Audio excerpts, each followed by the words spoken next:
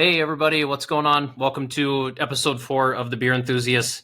We are particularly enthused about the season that is upon us, the season of Festbiers and Märzens, even though it's early August. You know, You know, it's still never, pretty warm out here. never too. Yeah, So that's true. Yeah, it's beer garden weather, so that's what these are. But we've got I tried to look up, and there's just like every possible pronunciation of this brewery is out there. Weihenstephaner, yeah. Weihenstephaner, Weihenstephaner.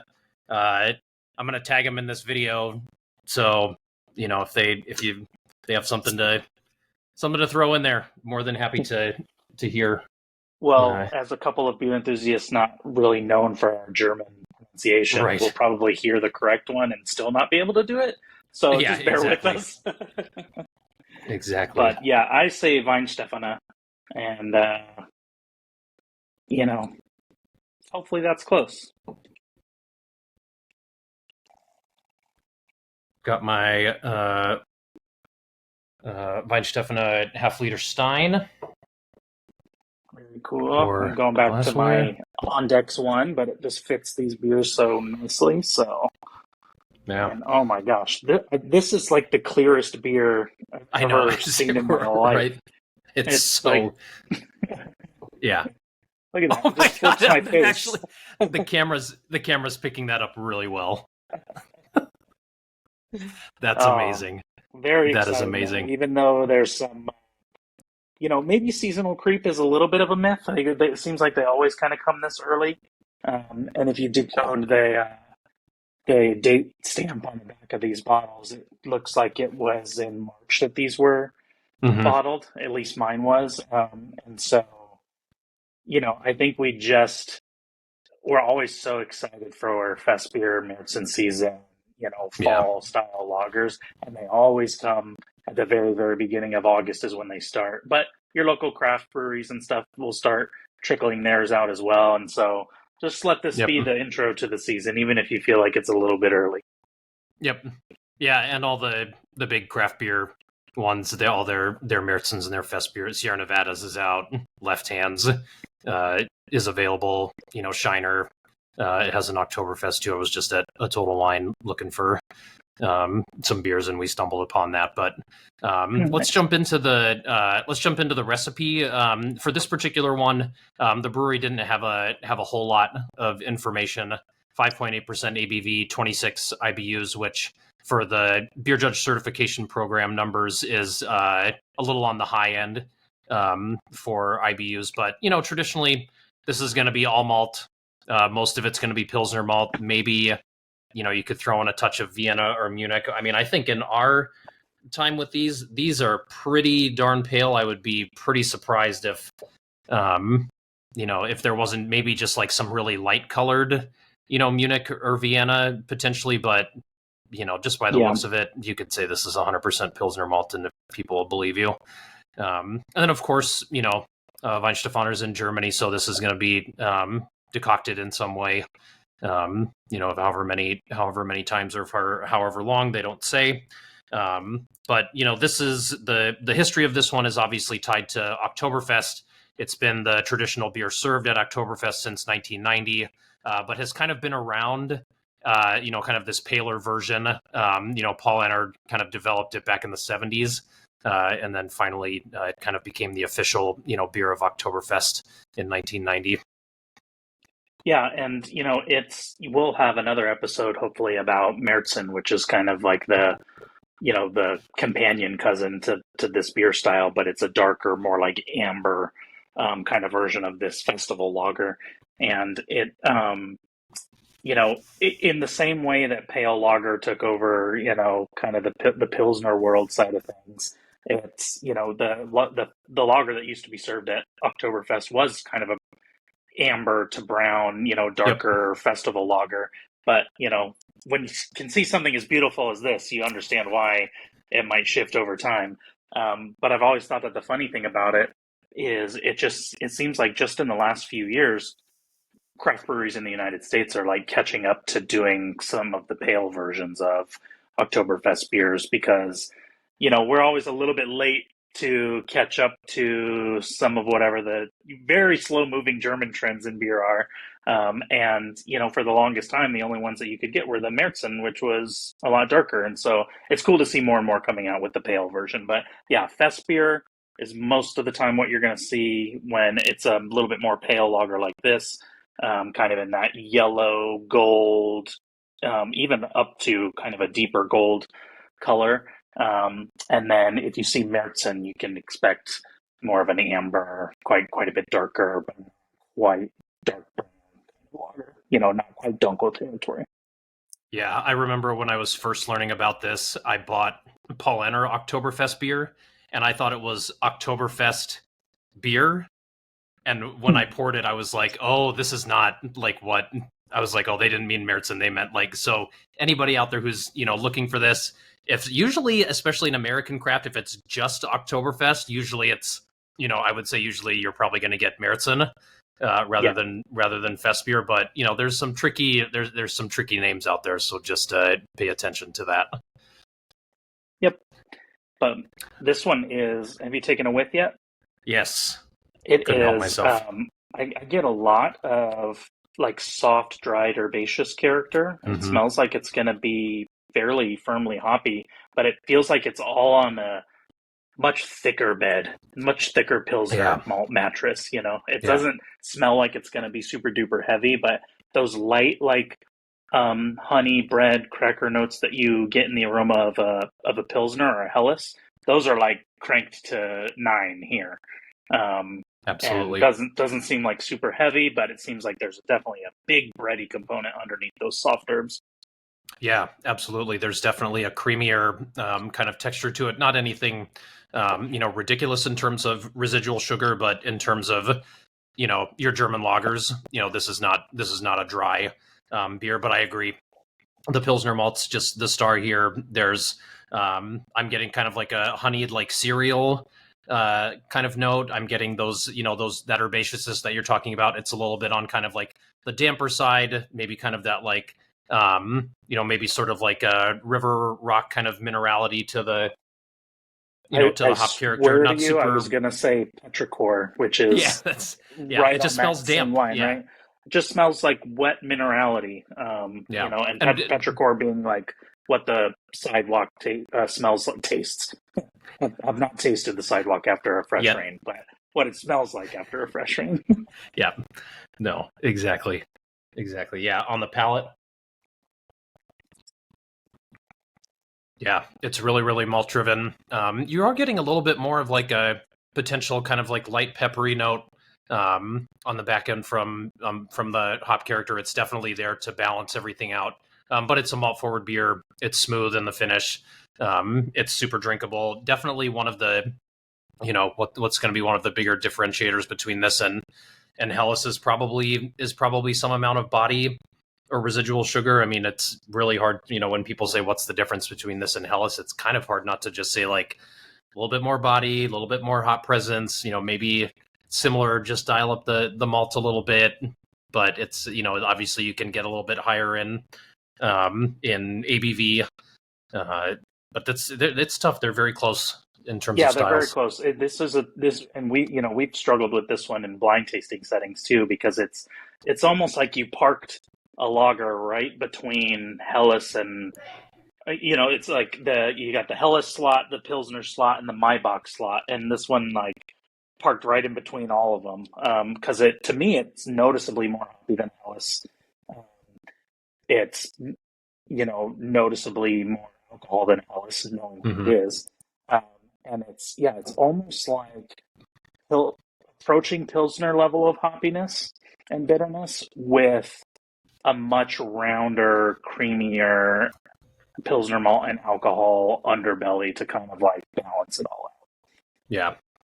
Yeah, and hops for this are going to be your traditional, German hops, Hellertal, Mittelfrüh, Tettnang, Spalt, something of that nature. So I don't think we mentioned that in the recipe. And lager yeast, you might get like a little maybe touch of sulfur or something like that, but that shouldn't stick around for a while. We've all had those examples where it's just kind of been a sulfur bomb and really kind of messes with the experience. But for the most part, this should be no really heavily perceivable yeast characteristics. Yeah, this is just delightful. It is, for 5.8%, that's gonna help us with food pairing in a little bit because Yeah. just that little bit more intensity. It's kind of in that middle zone where it Mm-hmm. can play with some light foods, some little bit heavier and more intense foods. You're never going to want to go super duper intense here because 5.8 at the end of the day is not that intense. But it does that just little extra, almost percent of alcohol carries quite a lot more flavor across the Yeah. palate, and so that's going to be really fun to play with. So I would call this, this isn't quite crusher territory.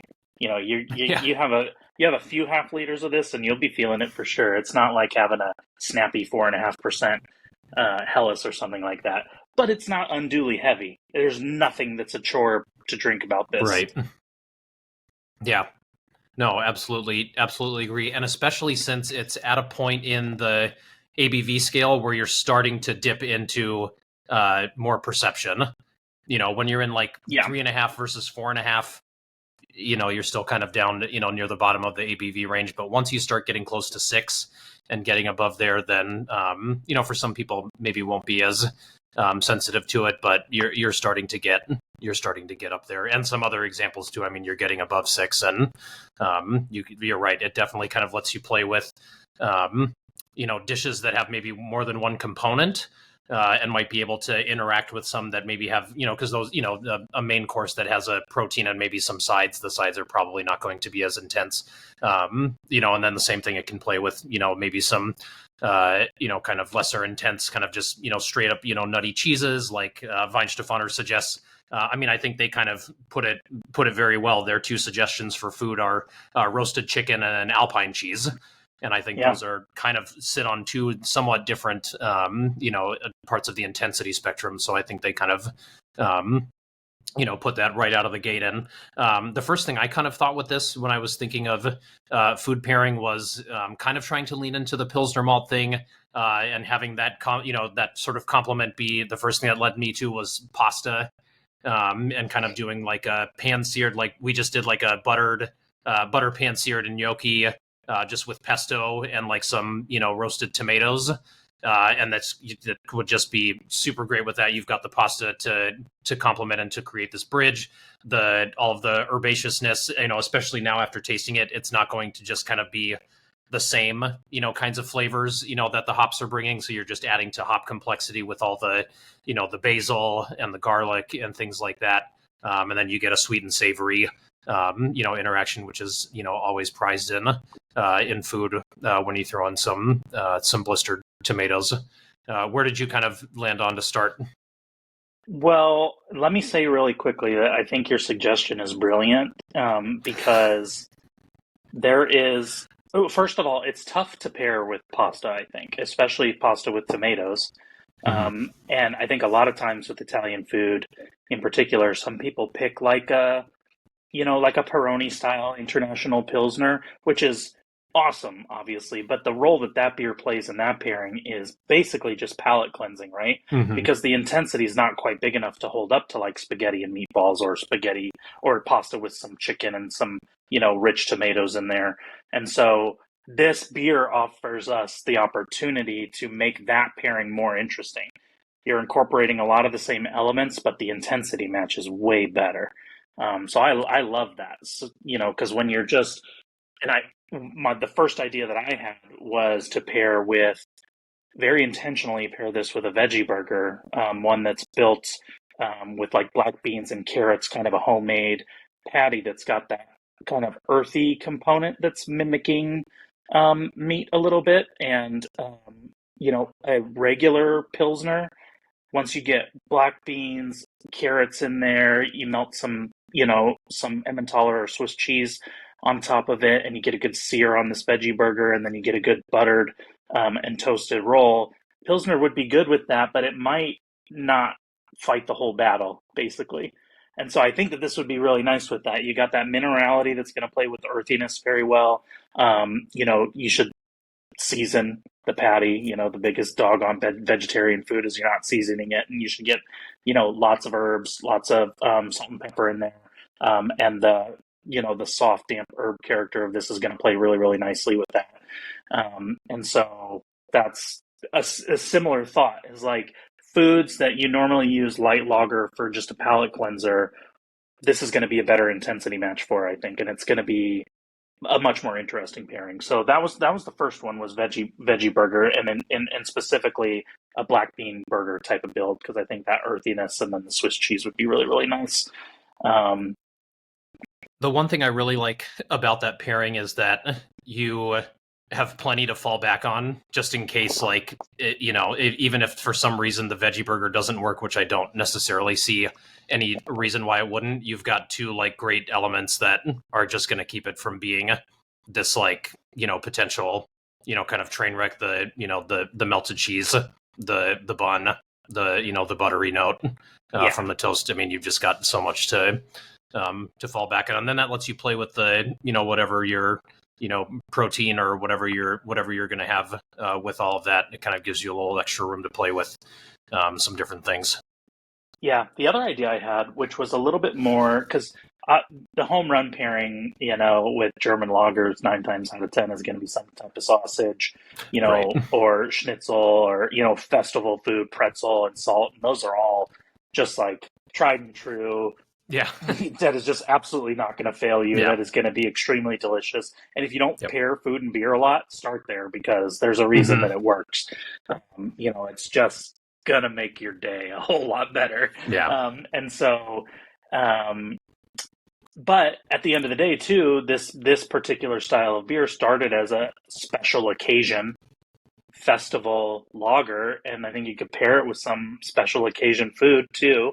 And for me, growing up, my whole family hated seafood, and I loved it. So for my birthday, I would be able to get some seafood like once a year. They would suffer through it so that I could have some. And I think this is an atypical pairing, but I think it could work with like a really buttery lobster roll. Mm-hmm. And a lot of times those kind of like Northeastern style lobster rolls are paired with, wit beer or like very summery or fruity beer. And that's an awesome pairing. It gives levity to everything. And I think, but what's wrong with like a fall lobster roll? And then you've got that herbaceousness that's playing, and you don't really have the fruit character, but since that lobster roll is so buttery, and the bun is kind of like, buttery and squishy and delicious, the little bit of extra malt character in this is going to complement that tremendously, I think. And that's just, there's kind of that creamy, I don't want to say buttery, because there's no diacetyl in this beer perceptibly, but the way butter is unctuous and creamy and flavor carrying as well. And so, yeah, that was like a special meal for me that I think is a good intensity match, and it was maybe something that you wouldn't normally pair with lobster roll. And so that's an idea that I had as well. Just pair special occasion beer with a special meal. And I think that's such an interesting way to do it, because there is that toasted white bread, from the note from the Pilsner malt, and it reminds me of something that gives you an element for kind of the Italian like spectrum that you were talking about with red sauces and stuff and seafood, which is just panko breadcrumbs. Like you can just throw those on just about anything. And so it's like, if you just kind of treat that, this beer kind of like it can be something like that. But again, still in your pairing, you've just got this bread roll that's just never going to let the pairing just fall off the tracks. It's gonna, that sort of note is gonna carry it. And again, you just get to play with lobster, and you get to see what happens, and you're probably going to be just fine. So I think that's a great one. Yeah, I went with something a little bit more that was kind of up our, me and my wife, Sally, when we were living in Minnesota. We did a lot of ham steak and potatoes au gratin. And I think just going with kind of just that kind of lightly melted cheddar, over sliced, potatoes that's just been, roasted in the oven. You're getting, with ham steak, I mean, you're just getting like the epitome of salty and sweet. That's just going to take this like Pilsner malt sweetness like into like a whole nother like whole nother stratosphere. It's going to be, the beer is going to be creating this kind of honey ham, impression with all of the malt character. If you had to pick like what would be the thing that you would serve with those two things, you would serve like a roll. You would have King's Hawaiian roll on the side, and this can just be that, or you can just have it all on the roll too, and it's just going to latch onto that too. Yep, this has that like sweet honeyed bread, buttered bread quality to it, and this, yeah. If there ever was a situation for letting the beer be thy bread, as M. Right. Sauter said, I can't remember if she cribbed that from somebody else or not, but that would be it, right? You've already got all the other components there. Let the beer be the bread. In that case, I like that a lot. Yeah. Were you able to land on anything for dessert? I had two ideas for dessert. One I've been keeping in my back pocket for a while for something, for a beer that's like not that sweet and kind of typically hard to pair with dessert.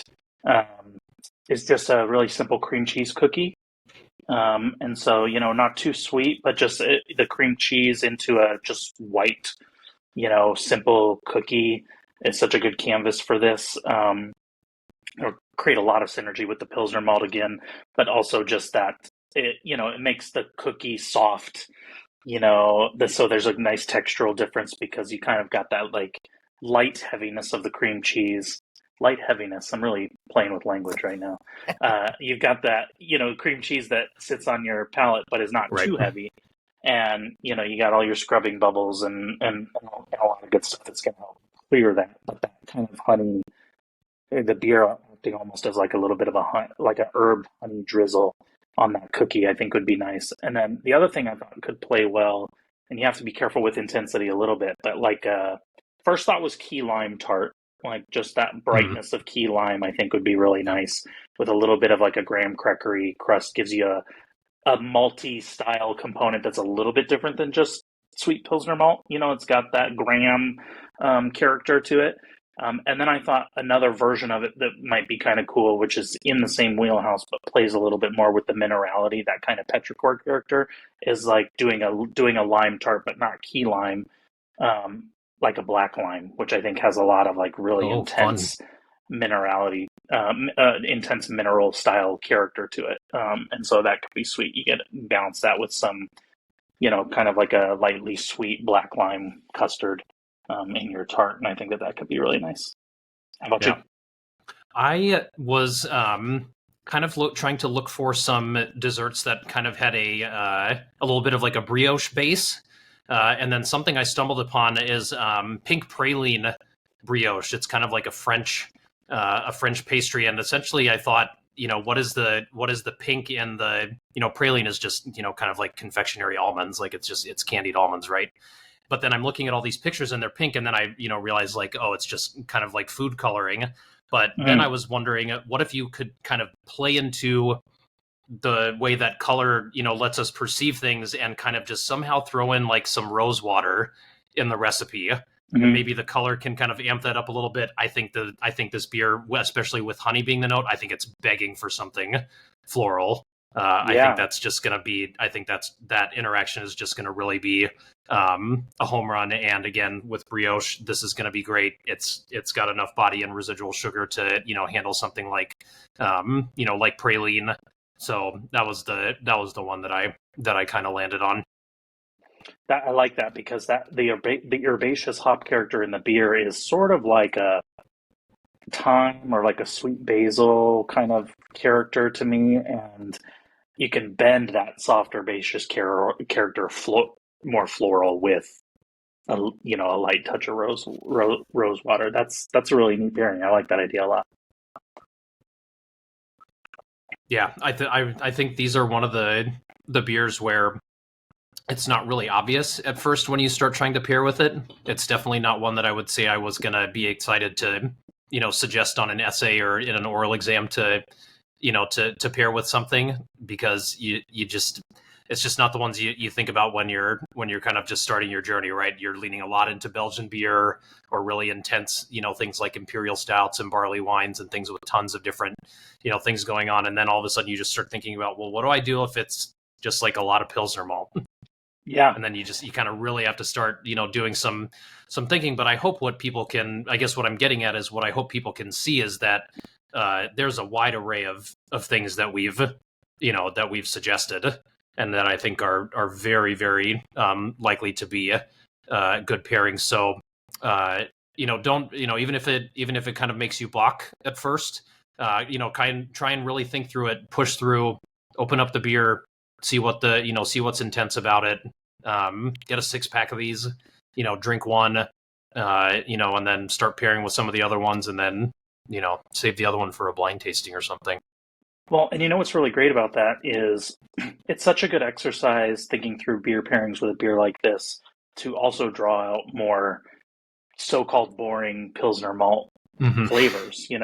People struggle so much with coming up with new flavor descriptors for the same pale malt character. It's like, oh, is it this kind of bread, or is it this kind of bread, or is it table cracker or an herb cracker? And right. I understand that frustration, but if you pair this with like sweet mixed nuts, that's going to draw out some different Pilsner malt character that wasn't readily apparent to you before.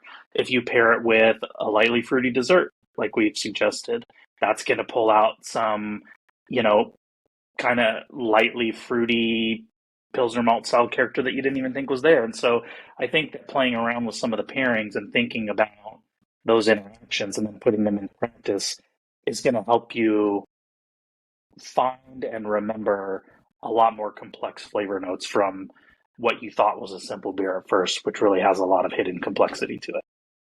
Yeah, I totally agree, because I think sometimes we never really know what dials we're going to be turning and how much they're going to be, like what you're saying, like when we are drawing out something, how far are we really turning the dial? It's really hard to, even when we talk about, canceling or tempering, those are really hard things to kind of put, something as firm as like a number or a percentage on it. And so I think that is part of where experience is really needed in something like this, is that you really never know how much you're going to be, if you are using salt to calm bitterness, what are you really going to be drawing out when the bitterness is dialed down? Is it going to be hop character? Is it going to be malt character? Like you don't really know. And maybe it's different with different styles, or depends on the, and that's one of the fun parts about it, is that it's so vast. You're never going to figure out all of it, because there's always going to be, because once you maybe even think you're close, there's new styles that get released, or takes on styles, or or then you think you've got it, and then you see Firestone Walker Oktoberfest, and you're just like, anything's possible, right? Anything is possible. That's a great moral to the story, though, is when this style of beer is such a good opportunity to uncover more about very simple ingredients than we thought was possible, because it gives us a little bit of extra flavor, but doesn't bowl us over with flavor and aroma. And so this is a good investigative beer. Grab you some and try some of the things we suggested, or you might think we're totally full of it, and do your own thing. But the point is, theorize about it, put it into practice, and I think you're going to surprise yourself. Yeah, I think that's a great place to start to bring this one to a close. For next week, we're going to be doing Hackershore Märzen, because obviously we're kind of still in the season here. We were able to find some, about as fresh as possible as we're going to be able to find. So that's what we're going to be tasting next week. Again, please subscribe to the channel. Thanks to all the people who have subscribed so far. We really appreciate it. Make sure to like the video, and make sure to follow us on Instagram. You'll see when we're posting new videos. Or if you want to click the bell icon on YouTube, that'll give you a notification whenever we release new content. I've been trying to release some of the stuff we did on Instagram, kind of in more YouTube short forms that are just based around the food pairings, because I think that's some of the more interesting stuff that we're doing, and I'm seeing some folks are really liking that. So I'm going to continue to do that as well. So again, just be looking out for more of this. All the stuff that we're putting out, and thank you so much for all of your support. Again, we're at the Beer Enthusiasts on Instagram. Chris is the Fresh Beer Enthusiast. I'm the Vintage Beer Enthusiast, and we hope that you enjoy all your fest beers this season.